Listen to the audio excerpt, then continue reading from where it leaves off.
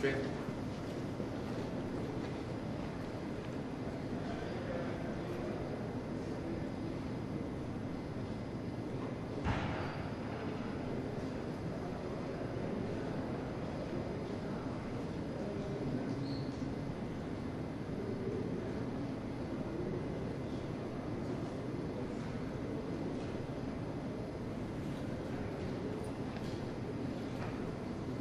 La luxación invertebrada de codo y la guía terapéutica de la piel. Normalmente este es el paciente ideal que tenemos que ver para una luxación de codo, ya sabiendo que la frecuencia que tenemos es la primera en los niños, la segunda en los adultos. Cuando tenemos este tipo de pacientes, idealmente pues, tenemos una atención pronta, no tenemos una complicación. Lamentablemente, para fines de esta práctica, este no es el paciente que nosotros valoramos. Los pacientes que normalmente nosotros vemos para este tipo de patologías son pacientes que tienen un nivel socioeconómico y estructural bajo, se encuentran en países de desarrollo. De hecho, muchas de las publicaciones que se encuentran las encontramos a nivel de países africanos, a nivel de países asiáticos. ¿Por qué? Normalmente porque estamos hablando de que tenemos la medicina tradicional, los hueseros, etcétera, etcétera, que realizan este tipo de tratamientos. Esos pacientes con alta tolerancia al dolor, soportan bastante bien sus limitaciones que se generan por la luxación y por lo mismo no llegan a tener una lesión adecuada. Cuando la llegan a tener, una de las causas que podemos acreditar es una valoración insuficiente, cuando tenemos una falsa reducción o en algunos casos, como ya vimos en fracturas, unas asociadas a fracturas a reducciones que no nos llegan a dar de manera adecuada un sostén, un soporte óseo, ¿sí? Y tenemos la luxación. El mecanismo de lesión es naturalmente el mismo, tenemos la caída, ¿sí? Normalmente se presenta, al igual que nuestros deportistas, también lo llegamos a presentar en la gente de los países en desarrollo y no modifican mucho, ¿sí? La deformidad, el dolor, la limitación para los arcos de movilidad.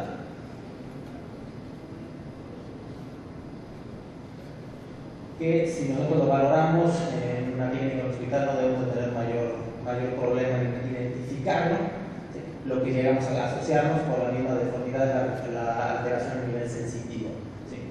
Como queramos, este tipo de pacientes no acuden normalmente a una atención adecuada, por eso la deformidad se le toma como algo convencional, algo que suele suceder, ¿sí? Y por eso pasa desapercibido. Hablando un poquito a nivel de los tratamientos, lo que ya no tenemos que intentar, normalmente estamos definiéndolo como una luxación inveterada cuando tenemos más de 3 semanas de evolución. ¿Sí? Antes de eso, la intención de hacer una reducción cerrada es una posibilidad. Ya después, diversos factores nos lo impiden. La contractura capsular, la contractura a nivel del tríceps, la misma neuritis a nivel del cubital y ya los cambios degenerativos que se llegan a presentar. ¿Cuál es el riesgo que nosotros tenemos de intentar un tratamiento cerrado de fractura y naturalmente de que tengamos un fracaso en dicha reducción? Normalmente aquí recurrimos a la reducción abierta. La reducción abierta para que podamos tener una adecuada estabilidad, podamos permitirle a nuestro paciente una adecuada cicatrización de los tejidos. Necesitamos realizar una fijación, podemos hablar de fijaciones internas, podemos hablar de fijaciones externas. Las fijaciones internas pueden ser tan cruentas y tan sencillas como Clavillus Kirchner. Normalmente se maneja a nivel transolecraniano, se colocan de 2 a 4 semanas para permitir la cicatrización de los tejidos y posteriormente se inmoviliza al paciente 4 a 5 semanas más con la férula, para irle permitiendo de manera gradual su movilidad. La ventaja que tenemos con la fijación externa es que nos permite una movilidad más pronta que, bueno, ahorita vamos a tocar. Alargamiento tricipital es una de las cosas que se están tocando como posibilidades, qué tan conveniente o qué tan no conveniente realizarla, ¿sí? Dependiendo de la sintomatología que tenga nuestro paciente, la neurosis orbital, así como la reconstrucción ligamentaria. Muchos argumentan que dicha reconstrucción ligamentaria, si tenemos un adecuado cierre de los intervalos musculares, no es necesaria, nos disminuye la posibilidad de tener fibrosis. Y bueno, naturalmente cuando estamos hablando de luxaciones complejas asociadas a fracturas, algo que tenemos que tomar en cuenta para evitar reluxaciones es la reparación de dichos estabilizadores rusos. A nivel de la artrodesis se llega a comentar, normalmente no son los pacientes adecuados para poderlo valorar, ya que es un paciente, como ya lo vimos, que atiende a la medicina tradicional, que tiene dificultad para una atención médica, ¿sí? Y la posibilidad de artrodesis, el riesgo de fractura, las cargas que manejan este tipo de personas son un poquito complicadas y hay que tomar en cuenta. A nivel de la fijación externa, la gran ventaja que tenemos es que iniciamos una movilidad postquirúrgica inmediata, normalmente hablando de un fijador externo dinámico, ¿sí? A diferencia de cuando tenemos una fijación interna, de inmovilización lo tenemos de 2 a 4 semanas. En cambio, con este paciente hacemos una movilización pronta. Lo retiramos a las 5 semanas y disminuye nuestra posibilidad de reluxación, ya que lo hemos reportado como que tiene, sin necesidad, de realizar dicha reconstrucción, mejor movilización y ligamentaria. La artroplastía, de los diferentes tipos que tenemos de artroplastía, normalmente se está recomendando a partir de los 3 meses. ¿Por qué? Porque ya tenemos cambios degenerativos, ya tenemos cambios de fibrosis. ¿Sí? Depende naturalmente mucho de nuestros pacientes, que vamos desde la artroplastía de resección, las artroplastías de interposición. Si tenemos un paciente con una inestabilidad recurrente, podemos acudir a alguno de los diferentes tipos de artroplastías no protésicas, por medio de injertos. Y naturalmente al final estamos hablando de la artroplastía protésica en pacientes. Normalmente lo definimos arriba de los 60 años por la dificultad que tenemos con la prótesis a nivel de, uno, de la adquisición para nuestro paciente, dos, naturalmente las cargas a las que se somete la prótesis, la posibilidad de aflojamiento de la misma.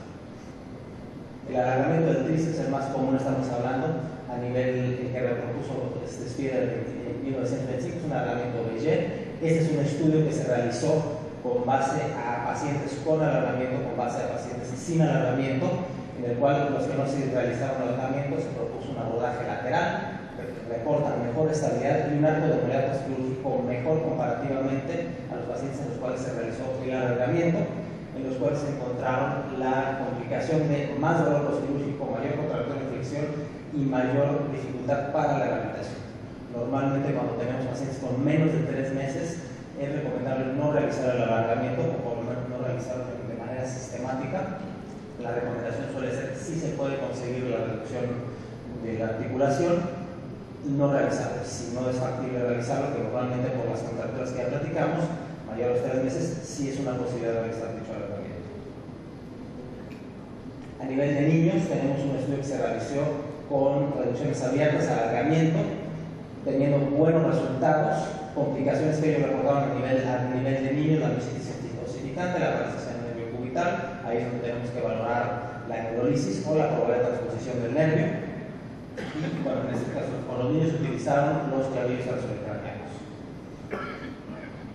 A nivel de la evolución de la cabeza radial, tenemos un estudio que se realizó con 4 semanas de evolución posterior a los traumatismos entre los 9 y los 12 años de edad, en los cuales se reportaron una alteración estructural, deformidad en valgo, con alteraciones nerviosas tanto a nivel radial como cubital. Inicialmente en este trabajo realizaron una reducción alerta de la cabeza con una osteotomía del cúbito. Inicialmente fue la osteotomía oblicua, posteriormente, para tener un espacio adecuado para la cabeza en dicha reducción, realizaron un alargamiento y angulación de la misma, centrando en injerto óseo y reconstrucción de ligamento anular tomado por fascia del tríceps. Lo que valoraron ellos inicialmente en diferentes etapas fue si la cabeza se reducía, realizaban exclusivamente la reducción sin la osteotomía. Si no tenían una reducción adecuada, realizaban la osteotomía. ¿Qué es lo que ellos reportaron? La justificación que dieron para hacer esta reducción fue que los cambios degenerativos secundarios a la estabilidad, es un seguimiento a mediano plazo, ¿sí? Pero de la misma manera reportan ellos en su seguimiento que la rigidez posarticular en estos pacientes, aún cuando estamos hablando de ellos, suele ser más conflictiva que la misma inestabilidad de la cabeza del cráneo.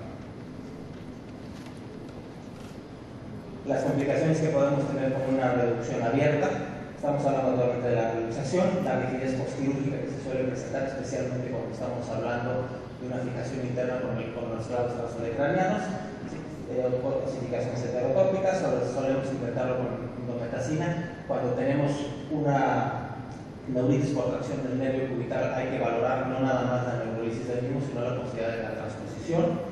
Y bueno, naturalmente, por último, los cambios degenerativos que se generan, que ahí es valorable a segundo o tercer término, precisamente el uso de la artroplastia. Muchas gracias.